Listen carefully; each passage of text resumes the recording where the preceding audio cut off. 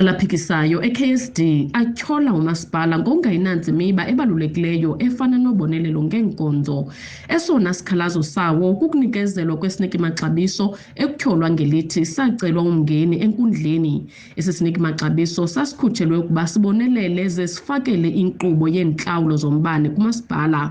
Kutyholwa ngelithi umasipala wahlawula igqwetha imali ephuthaphutha isiqingatha sesigidi serandi walahlwa nalelo tyala. Apho umasipala achithe i-400,000 ngosuku olunye kwelo tyala nalapho baphuncukana nalo.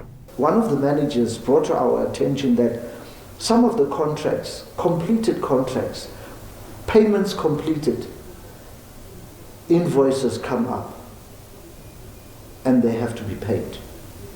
Now, that is a totally corrupt practice. Umasipala ukhanyele wema ngomlenze omnye. Into yokubhatalwa kwe-400,000 kwi-legal fees just for one appearance yinto leyo esizafuneka siphinde futhi sithi sibuyele ngasemva sizoyijonga into okokubana ingaba yinyani na. Kubavakala ukuba msebenzi uthile kumasipala uzityela icham kwizikhundla eziliqela kumasipala.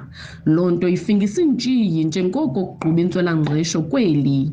Nezinto ezenzekayo kule municipality yase-KSD, although ke sisazi ukuthi before senze yonke into funeka siqokelele yonke iinkcukacha ezibalulekileyo ukuthatha lo mcimbi siwuse phambili. Nakumasipala ekhabeza isityholo kwakhona, igosa eliphezulu kwi-ofisi kasomlomo e-KSD lisezinkundleni ngezityholo zokuncwasa ngokwesondo. Kutyholwa ngelithi lacofa-cofa ugxawalo okwalapha kumasipala lingaphandle ngebheyili ye-R1,500. Kwindaba ze-SABC ndingumfundiswa Mhlekude eMthatha.